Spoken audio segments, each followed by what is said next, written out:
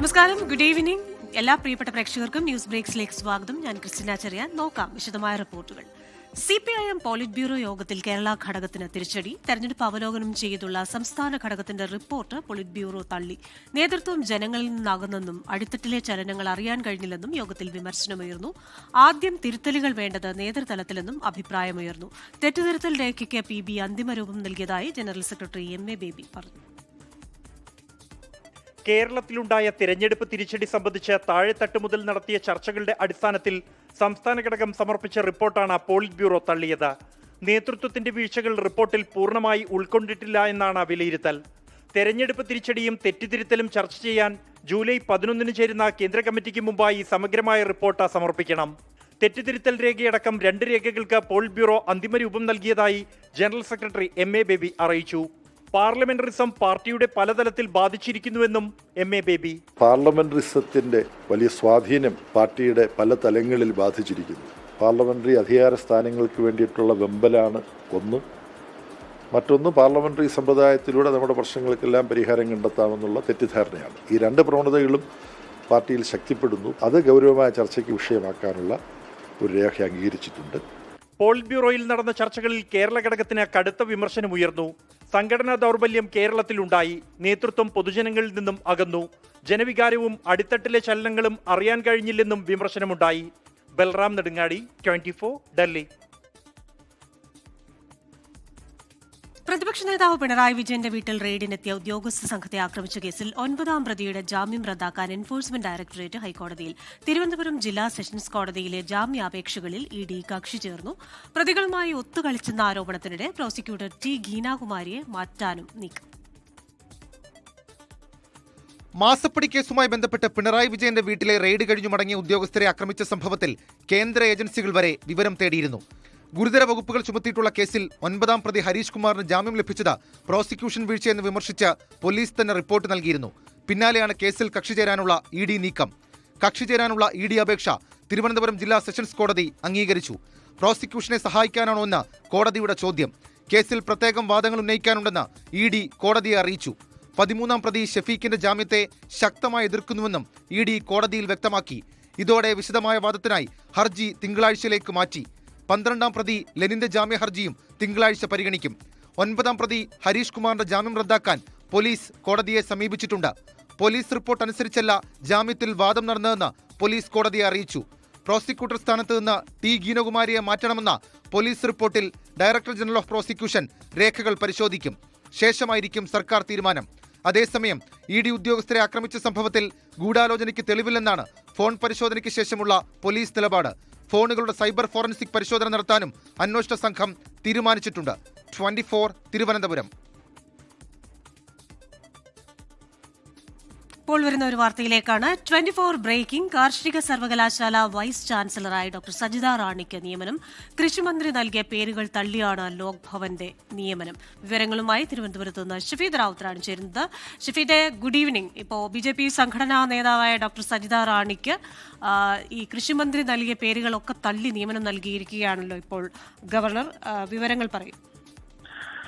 ഈ MG സർവകലാശാലയിലടക്കം governor BJP ബന്ധമുള്ള അല്ലെങ്കിൽ സംഘപരിവാർ ബന്ധമുള്ള ആളുകളെ നിയമിക്കുന്നു, സിൻഡിക്കേറ്റിലടക്കം നിയമിക്കുന്നു എന്നൊക്കെയുള്ള വലിയ തരത്തിലുള്ള ആക്ഷേപങ്ങൾ നിലനിൽക്കുകയായിരുന്നു. കുറച്ച് ദിവസങ്ങൾക്ക് മുൻപ് ഈ ഡോക്ടർ സജിത റാണിക്ക് കാർഷിക സർവകലാശാല VC നിയമനം നൽകാനുള്ള നീക്കം നടക്കുന്നു എന്നുള്ള വിവരം പുറത്തേക്ക് വന്നത്. ഈ BJP സംഘടനാ നേതാവാണ്, അധ്യാപക പരിഷത്തിന്റെ നേതാവാണ് ഡോക്ടർ സജിത റാണി. നിലവിലിപ്പോൾ അവരെ കാർഷിക സർവകലാശാല VC നിയമിച്ച ഉത്തരവ് ഇറക്കിയിട്ടുണ്ട്. നിയമനം ഈ കൃഷിമന്ത്രി നൽകിയ പേരുകൾ തള്ളിയാണ്. അതായത് നേരത്തെ നമുക്കറിയാം VC നിയമനവുമായി ബന്ധപ്പെട്ട് സർക്കാരും രാജ്ഭവനും മുൻ സർക്കാരും രാജ്ഭവനും തമ്മിലുള്ള കൊമ്പുകോർക്കലടക്കമുള്ള കാര്യങ്ങൾ അതുണ്ടായിരുന്നു. കൂടാതെ കഴിഞ്ഞ കുറച്ച് ദിവസങ്ങൾക്ക് മുൻപാണ് സംഘപരിവാറിന്റെ ഒരു പ്രധാനപ്പെട്ട RSSന്റെ ഒരു പ്രധാനപ്പെട്ട പരിപാടിയിൽ ഈ ചില VCമാർ പങ്കെടുത്ത കാര്യങ്ങളൊക്കെ വിവാദമായത്. അന്ന് തന്നെ അക്കാര്യത്തിൽ വലിയ രാഷ്ട്രീയ വിവാദമാവുകയും പ്രതിപക്ഷം സർക്കാരിനെ അടക്കം കടന്നാക്രമിച്ച് രംഗത്തെത്തുകയും ചെയ്തിരുന്നു. അതിന് പിന്നാലെ ഇപ്പോൾ നമുക്ക് പറയാൻ കഴിയുന്നത് ലോക് ഭവൻ ഇപ്പോൾ BJP സംഘടനാ നേതാവിനെ കാർഷിക സർവകലാശാല VC നിയമിച്ച ഉത്തരവിറക്കിയിരിക്കുകയാണ്. സ്വാഭാവികമായും ഇക്കാര്യം ഒരു രാഷ്ട്രീയ വിവാദമായി മാറും. ഈ നിയമനത്തെ അടക്കം എതിർക്കാത്തത് വലിയ ചർച്ചയാക്കാൻ പ്രതിപക്ഷം ഇപ്പോൾ തീരുമാനിച്ചിട്ടുമുണ്ട്. ക്രിസ്റ്റീന. ശരി, എന്തായാലും കാർഷിക സർവകലാശാല VC കൃഷിമന്ത്രി നൽകിയ പേരുകളൊക്കെ വെട്ടിയാണ് ലോക് ഭവന്റെ ഭാഗത്തു നിന്ന് BJP സംഘടനാ നേതാവായ ഡോക്ടർ സജിത റാണിയെ നിയമിച്ചിരിക്കുന്നത്. ഷഫീദ് റാവുത്തറാണ് തിരുവനന്തപുരത്ത് നിന്ന് വിശദാംശങ്ങളുമായി ചേർന്നത്. മറ്റൊരു വാർത്തയിലേക്കാണ്. പ്രതിപക്ഷ നേതാവ് പിണറായി വിജയന്റെ ഡൽഹിയിൽ നിന്ന് കേരളത്തിലേക്കുള്ള യാത്ര മുടങ്ങി. സമയത്ത് വിമാനത്താവളത്തിലെത്തിയെങ്കിലും വിമാനത്തിൽ കയറാനായില്ല. ആശയവിനിമയത്തിലുണ്ടായ പിഴവാണ് യാത്ര മുടങ്ങാൻ കാരണം. പ്രതിപക്ഷ നേതാവ് വിമാനത്താവളത്തിലെത്തിയതായി കേരള ഹൌസിലെ പ്രോട്ടോകോൾ ഓഫീസർ വിമാന കമ്പനിയെ അറിയിച്ചിരുന്നു. എന്നാൽ ഗേറ്റ് അടയ്ക്കും വരെ പിണറായിയെ ലോഞ്ചിൽ നിന്നും കൂട്ടിക്കൊണ്ടുപോകാൻ വിമാന കമ്പനി പ്രതിനിധികൾ എത്തിയില്ല. തുടർന്ന് കമ്പനിയെ ബന്ധപ്പെട്ടെങ്കിലും ഇനി വിമാനത്തിൽ കയറാനാകില്ലെന്ന് അറിയിക്കുകയായിരുന്നു. 2:50 കോഴിക്കോട്ടേക്കുള്ള ഇൻഡിഗോ വിമാനത്തിലാണ് വരേണ്ടിയിരുന്നത്. അയോധ്യ രാമക്ഷേത്രത്തിലെ സംഭാവന കൊള്ളയിൽ ട്രസ്റ്റ് ജനറൽ സെക്രട്ടറി ചമ്പത് റായുടെ രാജി സ്ഥിരീകരിച്ച് രാമജന്മഭൂമി തീർത്ഥക്ഷേത്ര ട്രസ്റ്റ്. ഇത്തരം സംഭവങ്ങൾ ആവർത്തിക്കില്ലെന്ന് ഉറപ്പു നൽകുന്നതായും ട്രസ്റ്റിന്റെ വിശദീകരണം.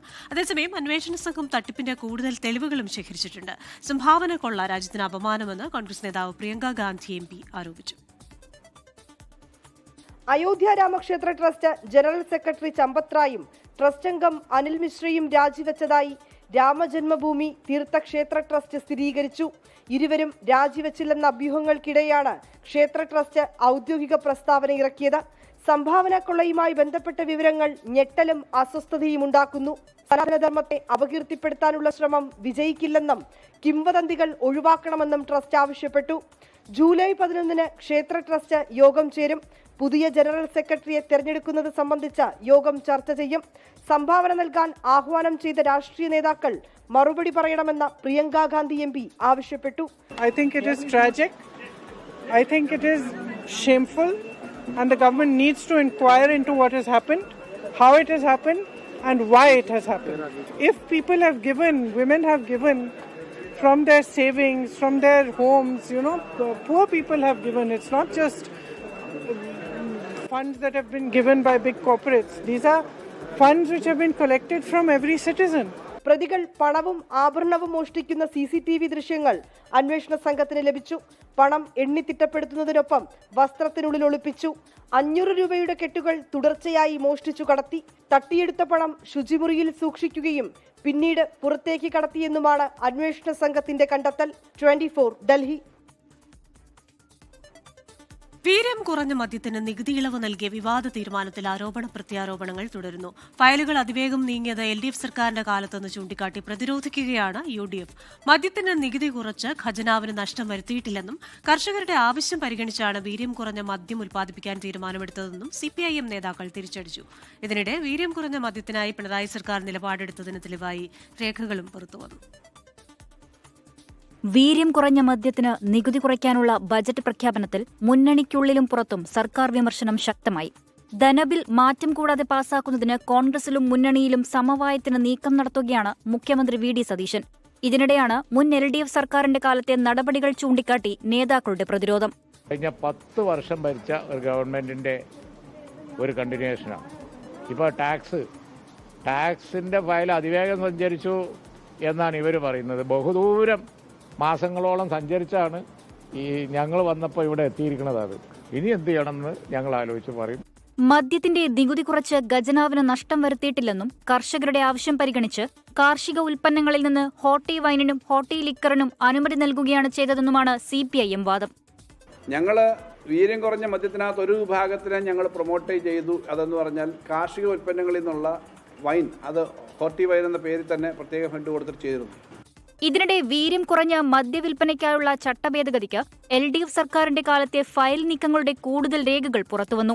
എക്സൈസ് മന്ത്രിയായിരുന്നപ്പോൾ MV ഗോവിന്ദൻ സബ്ജക്ട് കമ്മിറ്റിക്ക് അയച്ച കുറിപ്പിൽ വീര്യം കുറഞ്ഞ മദ്യം ഉപയോഗിക്കുന്നത് വഴി വീര്യം കൂടിയ മദ്യത്തിന്റെ ഉപഭോഗം കുറയുമെന്ന് പറയുന്നു. 24 തിരുവനന്തപുരം. തിരുവനന്തപുരം കോർപ്പറേഷനിലെ BJP ഭരണസമിതിക്കെതിരെ അവിശ്വാസ പ്രമേയവുമായി മുന്നോട്ടെന്ന് UDF. പ്രമേയത്തെ പിന്തുണയ്ക്കുന്ന കാര്യത്തിൽ LDF തീരുമാനം വ്യക്തമാക്കട്ടെ എന്നാണ് UDFന്റെ നിലപാട്. ഭരണസ്തംഭനം ആരോപിച്ച് മുന്നണികൾ രാഷ്ട്രീയ നീക്കങ്ങൾ ശക്തമാക്കുമ്പോൾ ജയിലിലുള്ള R സുഗതനെ തിരികെ എത്തിക്കാനുള്ള നീക്കത്തിലാണ് BJP നേതൃത്വം. തിരുവനന്തപുരം നഗരസഭയിലെ നിർണായക കൗൺസിൽ യോഗം 29-ന് ചേരാനിരിക്കെ മുന്നണി നീക്കങ്ങളിൽ ആകാംക്ഷ. UDF അവിശ്വാസ പ്രമേയം കൊണ്ടുവന്നാൽ പിന്തുണയ്ക്കുമോ എന്നതിൽ സംസ്ഥാന നേതൃത്വത്തിന്റെ നിർദ്ദേശം കാത്തിരിക്കുകയാണ് LDF. തുടർ നീക്കങ്ങൾ തീരുമാനിക്കാൻ ഇന്ന് UDF കൗൺസിലർമാർ യോഗം ചേരും. നഗരസഭാ ഭരണസമിതിക്കെതിരെ പ്രതിപക്ഷത്തിന്റെ ടൂളായ അവിശ്വാസ പ്രമേയം കൊണ്ടുവരണമെന്ന UDF പാർലമെന്ററി പാർട്ടി യോഗം തീരുമാനിച്ചതായി K ശബരിനാഥൻ അറിയിച്ചു. ആകെ കഴിഞ്ഞ 2 മാസമായിട്ട് ഇവരുടെ ഓട്ടം സുഗതനെ രക്ഷിക്കാനാണ്. അതുകൊണ്ട് ഈ കാര്യങ്ങൾ പൊതുജനം അറിയേണ്ട ഒരു ആവശ്യമുണ്ട്.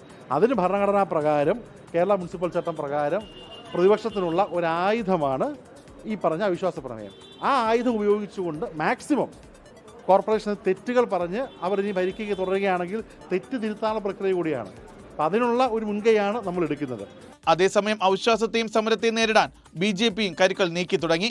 സുഗതനെ കാപ്പയിൽ ഇളവ് വരുത്തി തിരികെ എത്തിക്കാനുള്ള നിയമ പോരാട്ടത്തിലാണ് നേതൃത്വം. നിലവിലെ ഭരണസമിതിക്കെതിരെ പ്രതിപക്ഷം അവിശ്വാസ പ്രമേയം കൊണ്ടുവരുമ്പോൾ സ്വതന്ത്രരുടെ തീരുമാനങ്ങളും നിർണായകമാകും. എന്നാൽ NDAയ്ക്കൊപ്പം തന്നെ താൻ ഉറച്ചു നിൽക്കുമെന്നാണ് പാറ്റൂരിൽ നിന്ന് വിജയിച്ച കൗൺസിലർ പാറ്റൂർ രാധാകൃഷ്ണന്റെ നിലപാട്. എൻ്റെ ഒരു സ്റ്റാൻഡിൽ നിലപാടിൽ ഒരു മാറ്റവുമില്ല, ഈ നിമിഷം വരെയും ഇല്ല. കാരണം ഇനി ആരെങ്കിലും അയോഗ്യനാക്കിയാൽ പോലും പിന്നെ അപ്പുറത്ത് ഭൂരിപക്ഷം വരുന്നില്ല. അതുകൊണ്ട് ഞാൻ അങ്ങനെ ആശങ്കപ്പെടേണ്ട സാഹചര്യമില്ല. ഇനി ഞാൻ എടുത്ത നിലപാടിൽ നിന്ന് മാറേണ്ട ഒരു സാഹചര്യം ഇപ്പോൾ വന്നിട്ടില്ല. ഉറപ്പ്, അക്കാര്യത്തിൽ ഒരു സംശയവും വേണ്ട. മാറാത്തത് മാറുമെന്ന് പറഞ്ഞ അധികാരത്തിൽ വന്നവർക്ക് നഗരസഭയിലെ മാലിന്യ പ്രശ്നം പോലും ഇതുവരെ പരിഹരിക്കാൻ സാധിച്ചിട്ടില്ല എന്നാണ് പ്രതിപക്ഷത്തിന്റെ ആരോപണം. ജിബിൻ JB, 24 തിരുവനന്തപുരം. സ്വന്തം വകുപ്പിൽ നിന്നും വെള്ളരി കൃഷിക്കായി 1 കോടിയോളം രൂപയുടെ സബ്സിഡി ആനുകൂല്യങ്ങൾ കൈപ്പറ്റിയെന്ന് കേന്ദ്രമന്ത്രിക്കെതിരെ ഗുരുതര ആരോപണം. കേന്ദ്ര കൃഷി സഹമന്ത്രി ഭഗീരഥ് ചൌധരിക്കെതിരെയാണ് ആരോപണം. സംഭവം നരേന്ദ്രമോദിയുടെ നേതൃത്വത്തിൽ നടക്കുന്ന അഴിമതിയുടെ ഒരു ഉദാഹരണം മാത്രമെന്ന് CPIM general secretary MA baby ആരോപിച്ചു. തനിക്കൊന്നും മറയ്ക്കാനില്ലെന്നും താൻ കർഷകനെന്നും ഭഗീരഥ് ചൌധരി പറഞ്ഞു. രാജസ്ഥാനിലെ ദിദ്വാന കുച്ച്മാൻ ജില്ലയിലെ പീഹ് ഗ്രാമത്തിലുള്ള ഫാമിൽ വെള്ളരി കൃഷി ചെയ്യുന്നതിനായി നാഷണൽ ഹോർട്ടിക്കൾച്ചർ ബോർഡിൽ നിന്നും മന്ത്രി ഭഗീരഥ് ചൌധരി 99.6 ലക്ഷം രൂപ സബ്സിഡി കൈപ്പറ്റിയതാണ് വിവാദമായത്. 16,592 ചതുരശ്ര മീറ്റർ വിസ്തീർണത്തിൽ 4 വലിയ പോളി ഹൗസുകളിൽ നിർമ്മിച്ചതാണ് വെള്ളരി കൃഷി ചെയ്യുന്നത്. മൊത്തം 1.99 കോടി രൂപ ചെലവ് വരുന്ന ഈ പദ്ധതിക്കായി മന്ത്രി HDFC ബാങ്കിൽ നിന്നും 1.49 കോടി രൂപ വായ്പയെടുത്തിരുന്നു. ഈ വായ്പയിലേക്കാണ് സബ്സിഡി തുക അനുവദിച്ചത്. വാണിജ്യ കൃഷിയെ പ്രോത്സാഹിപ്പിക്കാൻ 2014-15 കാലയളവിൽ ആരംഭിച്ച mission four integrated development of horticulture എന്ന പദ്ധതിയിൽ നിന്നാണ് സബ്സിഡി കൈപ്പറ്റിയത്. 2025 ഏപ്രിൽ 15 സമർപ്പിച്ച അപേക്ഷയ്ക്ക് വെറും 14 ദിവസത്തിനുള്ളിൽ ബോർഡ് പ്രാഥമിക അനുമതി നൽകി. കൃഷി സഹമന്ത്രി എന്ന നിലയിൽ Bhagirath Chaudhary ex officio vice പ്രസിഡന്റായ ബോർഡാണ് സബ്സിഡിക്ക് അനുമതി നൽകിയത്. 2025 മാർച്ചിൽ പ്രധാനമന്ത്രിയുടെ ഓഫീസിൽ സമർപ്പിച്ച സ്വത്തുവിവര പട്ടികയിൽ ഈ പദ്ധതിയെക്കുറിച്ചുള്ള വിവരങ്ങൾ മന്ത്രി ഉൾപ്പെടുത്തിയിട്ടില്ല. 2018 അപേക്ഷ നൽകിയതെന്നും തനിക്കൊന്നും മറയ്ക്കാനില്ലെന്നും താൻ കർഷകനെന്നുമാണ് മന്ത്രി ഭഗീരഥ് ചൌധരിയുടെ വിശദീകരണം. പുറത്തുവന്നത് മോദി സർക്കാരിലെ അഴിമതിയുടെ ഒരു ഉദാഹരണം മാത്രമെന്ന് CPIM general secretary MA baby. ഇത് നരേന്ദ്രമോദി ഭരണത്തിൻ കീഴിൽ നടക്കുന്ന അഴിമതിയുടെ പണാപഹരണത്തിൻ്റെ ഒരു ചെറിയൊരു ഭാഗം മാത്രമാണ്. വലിയ തോതിൽ കമ്മീഷനുകൾ വാങ്ങുന്നതും മറ്റുമായിട്ടുള്ള കാര്യങ്ങൾ നമുക്കറിയാം. അതേസമയം മന്ത്രി ഭഗീരഥ് ചൌധരിക്കെതിരായ ആരോപണങ്ങൾ അടിസ്ഥാനരഹിതമെന്ന് രാജസ്ഥാൻ BJP പ്രതികരിച്ചു. 24 ഡൽഹി. പ്രശസ്ത സംവിധായകനും നടനുമായ ഭാഗ്യരാജ് അന്തരിച്ചു. 73 വയസ്സായിരുന്നു. ഹൃദയാഘാതത്തെ തുടർന്ന് ചെന്നൈ അപ്പോളോ ആശുപത്രിയിൽ ഇന്ന് രാവിലെയായിരുന്നു അന്ത്യം. മുഖ്യമന്ത്രി C. ജോസഫ് വിജയ് ഉൾപ്പെടെയുള്ള പ്രമുഖർ ഭാഗ്യരാജിന് അന്ത്യാഞ്ജലി അർപ്പിച്ചു. സംസ്കാരം നാളെ നടക്കും.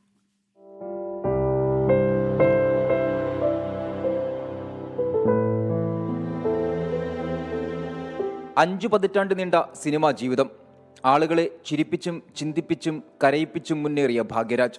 ഓരോ സിനിമയും വരച്ചിട്ടത് സാധാരണക്കാരന്റെ നൊമ്പരങ്ങളും തമാശകളുമൊക്കെ തന്നെ. പ്രശസ്ത സംവിധായകൻ ഭാരതിരാജയുടെ കീഴിൽ അസിസ്റ്റന്റ് ഡയറക്ടറായിട്ടായിരുന്നു തുടക്കം. ചില സിനിമകളിൽ മുഖം കാണിക്കുകയും ചെയ്തു. ജൂൺ 10 ഭാരതിരാജ മരിച്ചത്. ഗുരു മരിച്ച് 2 ആഴ്ചയ്ക്കുള്ളിലാണ് ശിഷ്യന്റെ അപ്രതീക്ഷിത മരണം.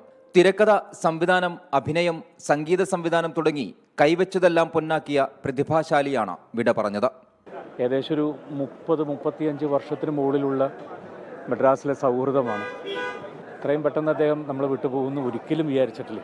സൗത്ത് ഇന്ത്യൻ സിനിമയുടെ തന്നെ മുഖം മാറ്റിയ മനുഷ്യനല്ലേ ഭാരതിരാജ സാർ പോയി, ഭാഗ്യരാജ് സാർ പോയി. അവരെല്ലാം ആ ഇൻസ്പിറേഷൻ കൊണ്ടാണ് നമ്മളൊക്കെ സിനിമയിൽ വന്നത്. 25ഓളം സിനിമകൾ സംവിധാനം ചെയ്തു. 10-ലധികം ചിത്രങ്ങളിൽ സംഗീത സംവിധാനം ഒരുക്കി. ഇന്ന് പ്രഭാത സവാരിക്കിടെയാണ് ഭാഗ്യരാജിന് നെഞ്ചുവേദന അനുഭവപ്പെട്ടത്. അപ്പോളോ ആശുപത്രിയിൽ എത്തിച്ചെങ്കിലും രക്ഷിക്കാനായില്ല. മുഖ്യമന്ത്രി C. ജോസഫ് വിജയ്, മുൻ മുഖ്യമന്ത്രി MK സ്റ്റാലിൻ, മന്ത്രി രാജ്മോഹൻ, രജനീകാന്ത്, കമൽഹാസൻ, മണിരത്നം, സുഹാസിനി, പാർത്ഥിബൻ, ദിലീപ് തുടങ്ങി നിരവധി പ്രമുഖർ ഭാഗ്യരാജിന് അന്ത്യാഞ്ജലി അർപ്പിച്ചു. മലയാളികളുടെ പ്രിയനടി പൂർണിമയാണ് ഭാര്യ. 24 ചെന്നൈ. ഫിഫ ലോകകപ്പ് ഗ്രൂപ്പ് റൗണ്ടിലെ അവസാന മത്സരങ്ങൾക്കായി ലിയോണൽ മെസ്സിയുടെ അർജന്റീനയും ക്രിസ്ത്യാനോ റൊണാൾഡോയുടെ പോർച്ചുഗലും കളത്തിലേക്ക്. ഇംഗ്ലണ്ടിനും ക്രൊയേഷ്യയ്ക്കും മത്സരമുണ്ട്. മെസ്സി മാജിക്കിൽ ലോക ചാമ്പ്യന്മാരായ അർജന്റീന നോക്കൌട്ട് ഉറപ്പിച്ചു കഴിഞ്ഞു. അൾജീരിയക്കെതിരെ ഹാട്രിക്കും ഓസ്ട്രിയക്കെതിരെ ഡബിളുമായി സർവം മെസ്സിമയം. ജോർദാനെ കൂടി അടിച്ചിട്ട് ഗ്രൂപ്പ് റൗണ്ടിൽ സമ്പൂർണ്ണ ജയമാണ് ഇനി ആൽബി സെലസ്റ്റകളുടെ ലക്ഷ്യം. റൗണ്ട് ഓഫ് 32 ഉറപ്പിച്ചതിനാൽ ഇതുവരെ പ്ലേയിങ് ടൈം കിട്ടാത്തവർക്കെല്ലാം വയറ്റി തെളിയാൻ അവസരമൊരുക്കും കോച്ച് ലിയോണൽ സ്കലോണി. ഇന്ത്യൻ സമയം നാളെ രാവിലെ 7:30 മത്സരം. ഇതേ സമയത്ത് ഇതേ ഗ്രൂപ്പിലെ മറ്റൊരു മത്സരത്തിൽ അൾജീരിയ ഓസ്ട്രിയയെ നേരിടും. ജയിക്കുന്നവർക്ക് നോക്കൌട്ടിലെത്താം. റൗണ്ട് ഓഫ് 32 ഉറപ്പിക്കാനിറങ്ങുന്ന ക്രിസ്ത്യാനോ റൊണാൾഡോയുടെ പോർച്ചുഗലിന്റെ എതിരാളികൾ കൊളംബിയ. 1 വീതം ജയവും സമനിലയുമായി ഗ്രൂപ്പിൽ 2ാം സ്ഥാനത്താണ് നിലവിൽ പറങ്കിപ്പട. ഉസ്ബെക്കിസ്ഥാനെതിരെ ഇരട്ട ഗോളുമായി റൊണാൾഡോ ഫോമിൽ തിരിച്ചെത്തിയത് പോർച്ചുഗലിന്റെ കരുത്തുകൂട്ടും. അതേസമയം 2 കളിയും ജയിച്ച് നോക്കൌട്ട് ഉറപ്പിച്ച കൊളംബിയയുടെ ലക്ഷ്യം ഗ്രൂപ്പ് ചാമ്പ്യൻ പട്ടമാണ്. ഗ്രൂപ്പ് കെയിലെ മറ്റൊരു മത്സരത്തിൽ ഉസ്ബെക്കിസ്ഥാൻ കോങ്കോയെ നേരിടും. ഈ 2 മത്സരങ്ങളും ഇന്ത്യൻ സമയം പുലർച്ചെ 5-ന്. എൽ ഗ്രൂപ്പിൽ നിന്ന് നോക്കൌട്ട് ഉറപ്പിക്കാനിറങ്ങുന്ന ഇംഗ്ലണ്ടിന്റെ എതിരാളികൾ പാനമ. ക്രൊയേഷ്യക്കെതിരെ വമ്പൻ ജയത്തോടെ തുടങ്ങിയ ഇംഗ്ലണ്ട് ഘാനയ്ക്കെതിരെ ഗോളില്ലാ സമനിലയിൽ കുരുങ്ങിയതിന്റെ നിരാശയിലാണ്. ഇന്ത്യൻ സമയം പുലർച്ചെ 2:30 നടക്കുന്ന മറ്റൊരു മത്സരത്തിൽ ക്രൊയേഷ്യ ഘാനയെ നേരിടും. Sports desk 24. ഈ റിപ്പോർട്ടോടെ ന്യൂസ് ബ്രേക്സിന്റെ സമയം പൂർണ്ണമാവുകയാണ്.